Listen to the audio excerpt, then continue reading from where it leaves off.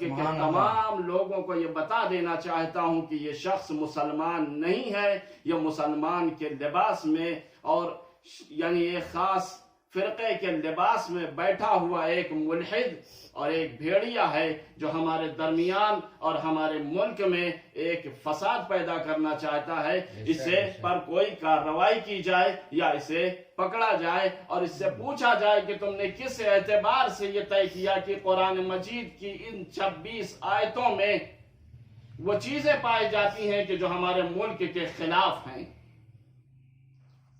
تو ہمارا اس شخص کے لیے یہی کہنا ہے کہ یہ شخص نہ مسلمان ہے، نہ شیعہ ہے، نہ اسلام سے اس کا کوئی ربط ہے، اور یہ بات یاد رکھیں آپ کہ یہ کسی دین کو نہیں مانتا، بلکہ اس کا دین اور اس کا مذہب اس کا پیسہ ہے اور اس کا مقام ہے۔ جس دن اس کے سے پیسہ لے لیا جائے گا اور اس کا مقام سلب کر لیا جائے گا، یہ انسان بن جائے گا پھر سے، لیکن جب تک اس کے ہاتھ میں پیسہ ہے اور مقام ہے یہ انسان مسلمان نہیں ہے۔ ہم اس بات سے انکار کرتے ہیں۔ پہلے یہ انسان اپنا اسلام ثابت کرے، اس کے بعد آ کر یہ بات کرے کہ قرآن مجید میں کیسی آیتیں ہیں اور کیسی آیتیں نہیں ہیں۔ صلوات پڑھو محمد و آل محمد پر۔ اللہم صلی علی محمد و آل محمد۔